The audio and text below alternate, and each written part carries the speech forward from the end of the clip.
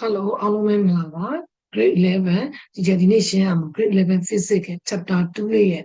Tangent Effect ပါတဲ့ extra question လေးကိုရှင်းပြမယ်။ကလေးတွေကဗါကျောင်းစစ်တွေမှာဆိုလို့ရှိရင်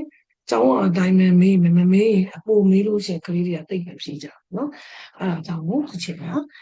ဒီပိုလေး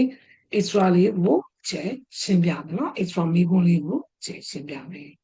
extra မေးခွန်းလေးကိုရှင်းပြရတဲ့ခဏကြည့်လိုက်တော့ဒါဒီ extra question လေးပေါ့နော် meter rule is the pivotal at the 20 centimeter mark meter rule ဟာပေတံတစ်ချောင်းဟာဘယ်လောက်ရှိလဲ100 centimeter ရှိ100 centimeter ရှိရဆိုတော့100 centimeter ရဲ့တစ်ဝက်ကဒီချေကပုံလေးနဲ့ပြလိုက်တော့ဒီဟာ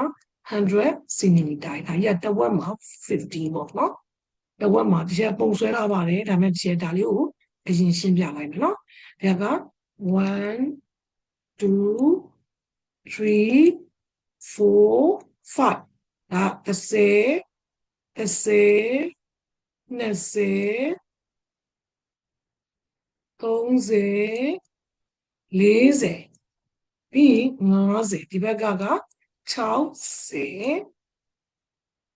90အရင်လေးစုပြတော့ပါနော်90နော်80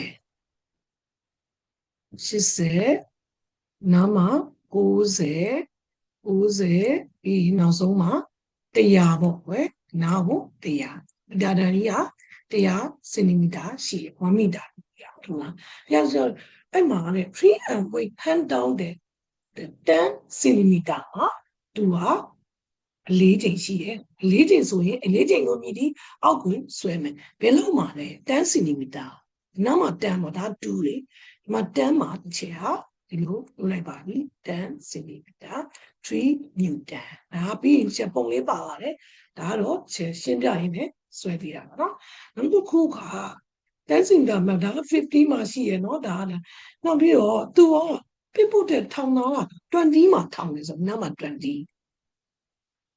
နော်ပြပုတ်ထောင်တော့20အဲ့နာမှာ20မှာထောင်လိုက်တယ်ပြီးတော့နောက်တစ်ခု weight တစ်ခုပါတဲ့17 cm မှာ max 17ဆိုတာဒီညမှာပါ17 cm ဒီဟာကမပါဘူးနော်ဒီဟာလေးချက်ဖြတ်လိုက်ပါကဲဒီချေကအရောင်လေးယူလိုက်ပါနော်အဝါလေးယူလိုက်မယ်ဒီဟာကို17မှာ weight တစ်ခုရှိပါတယ်ပြောရင်ကွာဒါက W1 ဒါက W2 ကဲနားလည်မယ်နော်ဒီအချက်ပုံပြတာလေဒါလေးကတော့ပုံမပါဘူးဆွဲပြနောက်တော့မှပုံလေးကိုချက်ပြမယ်ဆိုတော့ find W2 ကိုရှာခိုင်းတာဟိုဘက်က W2 ကိုရှာခိုင်းတာအဲကြောင့်မို့ W1 ဒီ3 Newton W2 ကကြတော့ဘယ်လောက်လဲဒီပေါ်ထောင်လာတာက20 cm ထောင်တယ်ကဲဒီတော့ anichloride နဲ့ chloride ကိုစဉ်းစားရအောင်ထောင်ထားတဲ့ဘက်ကနေ weight ကိုထည့်လိုက်သူဒီ anti-chloride ကဲ W1 ဆို D1 ရှာ D1 ဒီအကွာဝေးလေးပဲပေါ့20တဲ့က30လုံး30ရမယ် D1 ကဲနောက်တစ်ခုဒါဒီ anti-chloride သွားမယ်သူဒီ D2 ဒီနဲ့ဒီအကွာဝေးဒီ D2 D2 ဆိုတော့70တဲ့က20ကိုနှုတ်လိုက်လို့ရှိရင်သူဒီ50ရမယ်50ရโอเคနော်ဒါဆိုလို့ရှိရင်ဒီချေတော့ဟာကဲသိသွားပြီဆိုတော့ရှိရင်ဒီချေဟာဘာလေးနဲ့နောက်ထပ်ရှာမယ်ဆိုတော့ပုံလေးနဲ့ဒီချေဆွဲတဲ့ပုံလေးနဲ့မှားလားမှန်ပါကြည့်အောင်ကဲကြည့်လိုက်ပါတွေ့ပါတယ်နော်ဒါလေးကတော့ပုံတိကျဆွဲပေးထားတာဒီဟာလေးနဲ့ပြီးသွားပါပြီအဲ့ဒါဆိုရင်နောက်ဒီချေကဒါလေးကိုဖြတ်လိုက်မယ်ပုံပါတဲ့အတွက်ဒါကိုဖြတ်လိုက်ပါမယ်ပုံကဒီချေကဆွဲပြီးသွားပြီဆွဲပြထားတယ်ရှင်းပြထားတယ်ဒါပေမဲ့ပုံကတော့မပါဘူးဒီချေကတော့ဒီလိုလေးအတိအကျလေးဆွဲတဲ့ပုံလေးကိုထည့်ထားပါတယ်နော်အဲ့ဒါဆိုလို့ရှိရင်ဒီချေတို့ anti-chloride နဲ့တွားမယ်ဆိုတော့ဒီချေကဘာ နောက်ပြီးတော့ဘာနဲ့စဉ်းစားပေးမယ် D1 D2 တွေရေးတာလဲချက်ရှင်းပြပြီးသွားချက်ရေးလိုက်မယ် D1 D2 D1 ဒီ20 အနှုတ်10 centimeter D2 ဒီ17 အနှုတ်20 50 centimeter W1 မှာ3 Newton W2 ကဘယ်လောက်လဲအဲ့ဒါဆိုလို့ရှိရင်ချေလို့ W2 ကိုရှာလိုက်မယ်ဟုတ်တယ်နော်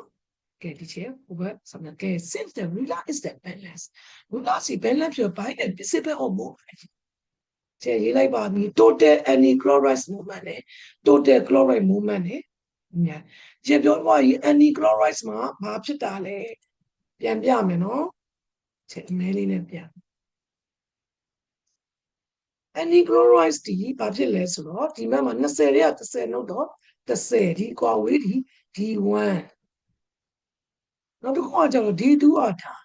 ဒါကျတော့ D2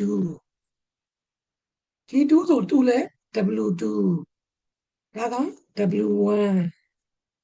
ဟုတ်တယ်နော်မပါတဲ့အားလေးတွေဒီချက်ဖြည့်ပေးလိုက်ပါမယ်။ဘဝကိုဆွဲရမှာပါနော်။ဆွဲတတ်မှာဒီအောင်ဒီမေးခွန်းဖတ်ပြီးတော့ဆွဲတတ်မှာပဲ။အဲကြောင့်ဆရာတို့တယ်တဲ့ anti-clockwise မှာ D1 W1 D1 ဟုတ်W1 D1 ထားတယ်ဘက်က W2 D2 ထားတယ်ချက်စသွင်းမယ်။နားလည်နော်။အဲကြောင့် W1 နီ3 D1 နီ10 W2 ဒီငါဆို50ကဲတွက်လိုက်ပါပြီ။တက်ဒီဆိုတော့ W2 က50 share W2 လို့ချင်းတက်သီးကိုဒီ50နဲ့တွက်ဆလိုက်ပါကဲ W2 ဒီ 0.6 Newton ရသွားပါနားလည်မယ်လို့ထင်ပါတယ်လွယ်လွယ်လေးပါနော်ဒီချက်ကတော့ extra လေးတွေကိုသင်ပေးသွားပါမယ်ဒီကျောင်းကပါလေးကြတော့ဒါတွေကပါနေတဲ့အတွက်အမြင်တစ်မျိုးလေးပြောင်းဒီတက်ခက်တာလေးလည်းတစ်ချက်ပြီးဖို့ထုတ်ပြီးတော့တစ်ချက်လုပ်လိုက်ပါဦးမယ်အားလုံးကိုကျေးဇူးတင်ပါတယ်နော်နားမလည်ရရှိနေမေးလို့ရပါတယ်